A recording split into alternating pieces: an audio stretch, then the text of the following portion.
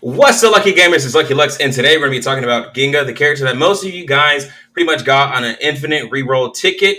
If you didn't, then I'm so sorry, because this character is honestly amazing for you in the early game. So we're going to be talking about her skills, where you want to use her, how you can use her, gear that you want to put on her, and also how you want to level up her skills and the importance of her technology. So if you guys enjoyed this video, please hit the like button, comment down below what you guys think about Ginga, and subscribe to the channel if you guys want to see more of this content. And you can also catch me live on twitch.tv at Lucky Lux Gaming.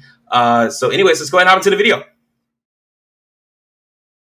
All right, guys, so Ginga is going to be a 5-star that you guys get. She's really good for boss killing, going against any fire bosses or even also water bosses because of the synergy that she has with a lot of debuffs that you get to those bosses, right?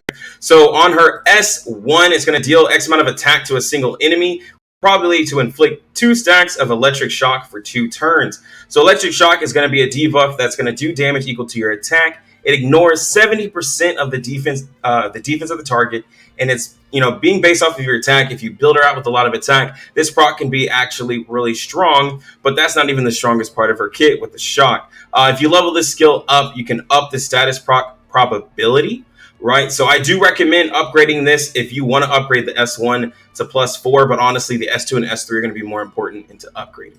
Right. So the S2, Ginga works with the Shikigami Spirit, dealing damage equal to X amount of attack to a single enemy with a chance to proc Electric Shock for 2 turns. After the attack, if the target has Electric Shock, follows up with Chaos Moon. So Chaos Moon is going to be the S1. And then the follow-up attack has a 100% probability to inflict Electric Shock when you upgrade this to +4. So this is going to be an ability where I honestly say that you want to get this to +4, being the first ability that you want to max out, because this is what's going to give you your shock to make everything else in your kit a lot stronger, right? You just saw here that you get an extra follow-up attack with your S1 that's giving you more shock procs, which synergizes perfectly with your ult, where she works with the Shikigami Spirit to deliver a powerful blow, dealing X amount of attack to a single enemy, scaling by 20% for every 1 debuff the target has. So more shock procs that you have, the harder this hits, right? So this is why she's synergizing really well with other characters with like defense, break, poison, everything like that, because they're going to be debuffs that make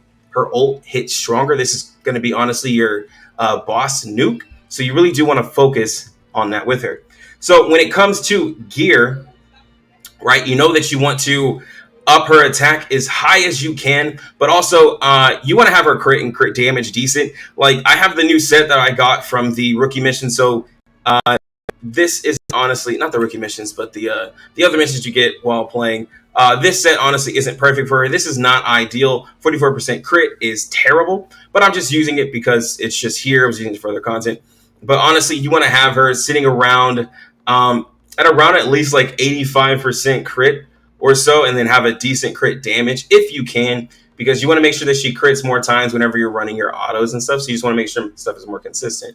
For her status accuracy, you want to have her sitting at around 69% or so, especially when she's going against somebody with an advantage, because there is going to be the, I think it's 57%. I'm sorry, 57%, because there's still going to be the 13% that you have to work. She doesn't hit the shock procs.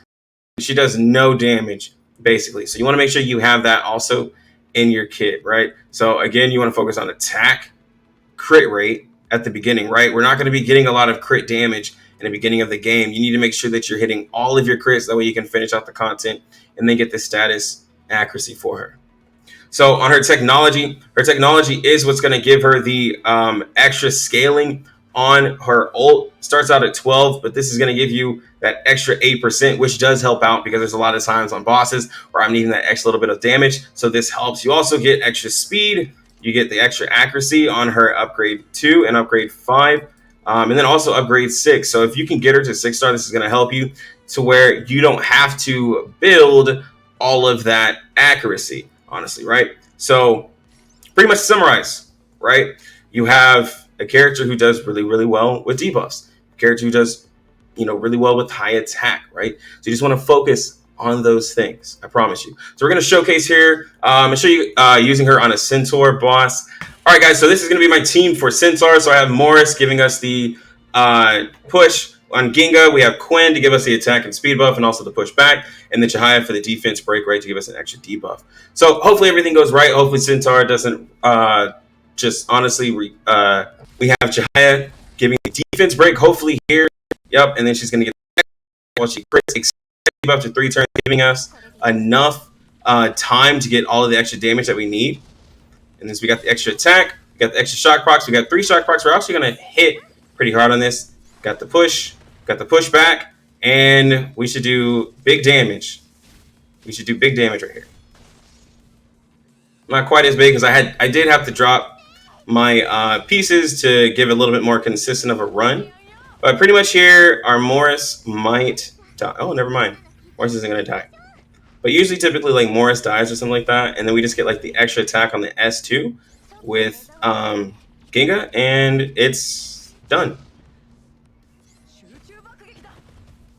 Well, he wants to hold out. Anyways, so that's pretty much where you can see with Ginga. Again, she does big damage on her S3. The S2 helps to give her this extra shock procs. You have the extra defense break from Jahaya. Yes, there's a million ways that you could build this team out with her. I see a lot of people using like Serial and other debuffers. She also works really well when you're using her on Harpist with Roko as well, because Roko has all of those corrosion procs also. So just make sure that you have, whenever you're debuffs, that way she can hit hard, because honestly, without the debuffs, without the defense break, she doesn't hit that, it's not that impressive of damage. We just want to keep that up. But anyways, guys, that's pretty much all I have for Ginga. Again, remember to like the video if you guys enjoyed it, subscribe to the channel, and comment down below what you guys think about Ginga. Anyways, I'm going to get out of here. Have a good one.